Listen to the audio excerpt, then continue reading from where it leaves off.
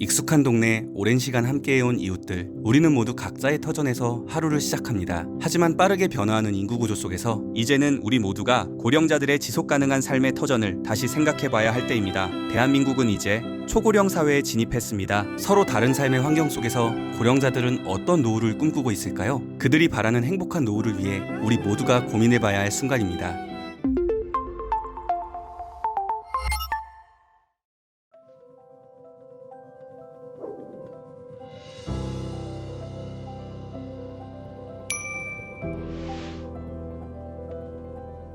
대한민국은 이제 초고령 사회에 진입했습니다. 2025년에는 전체 인구 중 65세 이상 고령자가 20%를 넘어설 것으로 예상되며, 이는 인구 구조뿐만 아니라 우리 사회 전반에 걸쳐 큰 변화를 가져올 중요한 전환점이 될 것입니다. 이러한 변화의 중심에는 대한민국의 발전을 이끌어온 한 세대가 있습니다. 바로 베이비붐 세대입니다. 1955년부터 1963년 사이에 태어난 베이비붐 세대는 대한민국 역사상 가장 많은 인구 비율을 가진 세대입니다. 이들은 경제 성장이 절정에 달했던 시기를 이끌며 기존의 고령 세대와 비교해 높은 교육 수준과 자산을 보유하고 있다는 특징이 있습니다. 2035년 전체 고령 인구의 약 41%를 차지할 것으로 예상되는 베이비붐 세대는 이제 새로운 노후를 준비하고 있습니다. 과연 그들이 꿈꾸는 노후는 어떤 모습일까요? 그리고 어디에서 행복한 노후를 보낼 수 있을까요? 이 질문은 지역사회 지속거주, 에이징 인 플레이스라는 개념으로 연결됩니다. AIP는 고령자가 자신이 살아온 익숙한 곳에서 지속 거주하는 것을 의미합니다. AIP의 핵심은 독립적인 생활을 유지하고 삶의 질을 향상시키는 데 있습니다. 익숙한 환경에서 안정감을 느끼고 지역사회와의 연결을 유지하며 필요한 돌봄과 지원을 받을 수 있는 환경, 이것이 바로 AIP의 핵심입니다. AIP는 단순히 개인의 삶의 질을 높이는 문제를 넘어 초고령사회에서 지역사회의 지속 가능성을 담보하는 핵심 과제입니다. 이를 실현하기 위해서는 주거와 돌봄의 통합적 접근이 필요합니다.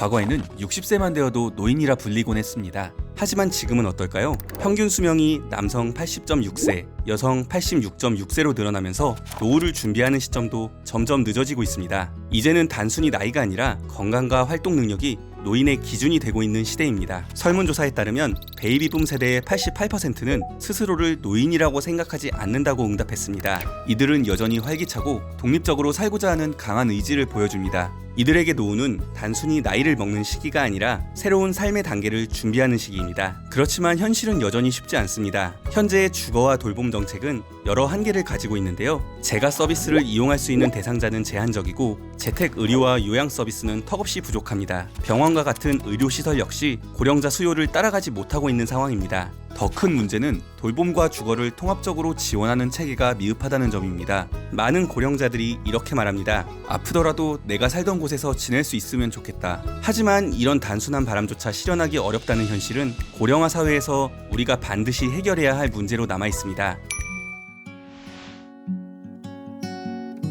우리는 모두 익숙한 곳에서 편안하게 노후를 보내길 원합니다. 하지만 고령자들이 바라는 정주 욕구는 무엇을 의미할까요? 이를 알아보기 위해 7대 광역시와 농촌의 고령자들을 대상으로 설문조사가 진행되었다고 하는데요. 이 주제를 연구하신 박사님들과 함께 설문 결과를 살펴보겠습니다. 안녕하세요. 저희는 고령친화정책연구센터의 윤진희 부연구위원, 변은주 연구원입니다. 저희 고령친화정책연구센터에서는 고령자들의 지역사회 지속 거주를 지원하기 위한 주거와 공간 정책을 연구하고 있습니다.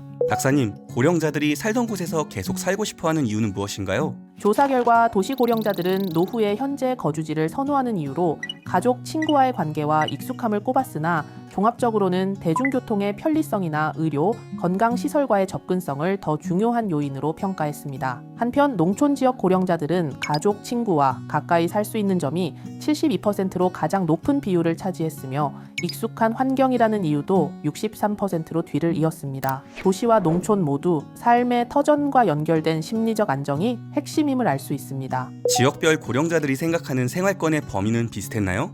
도시에서는 응답자의 95%가 도보 20분 이내 거리를 생활권으로 인식했습니다. 농촌에서는 도시에 비해 차량으로 이동하는 범위를 동네로 인식하는 경우가 많았고 차량으로는 15분, 도보로는 20분 거리를 동네라고 인식했습니다. 이는 도시 고령자는 근거리의 접근성을, 농촌 고령자는 마을 공동체를 중심으로 생활권을 형성한다는 점을 보여줍니다. 그렇다면 노후를 보내기 위해 가장 중요한 공간적 특성은 무엇일까요? 도시의 고령자들은 병원과 상점, 대중교통 등 생활 편의성을 우선시했습니다. 농촌의 고령자들은 자연 환경과 마을 커뮤니티를 중요한 요소로 꼽았습니다. 각각의 특성은 지역적 환경과 생활 방식에 따라 달라지는 것을 확인할 수 있었습니다. 고령자들이 가장 필요로 하는 지원은 무엇인가요? 도시에서는 39%가 신체적 건강 지원을 가장 필요로 했고 23%는 대중교통의 편리함을 꼽았습니다. 한편 농촌에서는 37%가 가족의 지원을, 25%는 재가 돌봄 서비스와 같은 신체적 건강 지원을 꼽았습니다. 이러한 결과는 지역별로 고령자들이 필요로 하는 정책 우선순위를 명확하게 보여줍니다. 결국 도시와 농촌 고령자의 정주 욕구에는 공통점도 존재하지만 분명한 차이점이 존재하는군요. 도시와 농촌 고령자들의 공통점은 내가 살던 곳에서 계속 살고 싶다는 욕구입니다. 하지만 도시에서는 편의성과 접근성이, 농촌에서는 네트워크와 커뮤니티가 더 중요한 요소로 나타났습니다. 이러한 차이를 이해하는 것이 고령자들의 안정적인 노후를 지원하는 첫걸음이 될 것입니다. 노후를 안전하고 편안하게 보낼 수 있는 집은 고령자들에게 삶의 기반이자 안정감을 주는 중요한 요소입니다. 하지만 현재 많은 고령자들은 자신이 살고 있는 집이 노년을 보내기에 적합하지 않다고 느끼고 있습니다. 설문조사 결과 도시와 농촌의 주택 개조 요구사항에도 차이점이 있었는데요. 이러한 요구는 각 지역의 생활 방식과 환경의 차이를 반영한 것으로 볼 수 있습니다. 또한 주택 개조 비용과 관련해서는 도시 고령자 중 67%가 평균 1,686만 원까지 지불할 의향이 있다고 응답한 반면 농촌에서는 500만 원 이하를 희망하는 응답자가 절반을 넘었습니다. 이는 지역별 경제적 여건과 주택 개조에 대한 기대치의 차이를 보여줍니다. 현재 정부는 주택 개조 지원을 통해 고령자의 삶의 질을 개선하려는 노력을 하고 있습니다. 예를 들어 수선 유지 급여나 농촌 취약지역 생활여건 개선 사업과 같은 정책이 진행 중입니다. 하지만 이러한 지원은 여전히 제한적이고 지역별로 맞춤형 접근이 부족한 상황입니다. 편안한 집에서 보내는 안정된 노후는 고령자들의 가장 큰 바람입니다.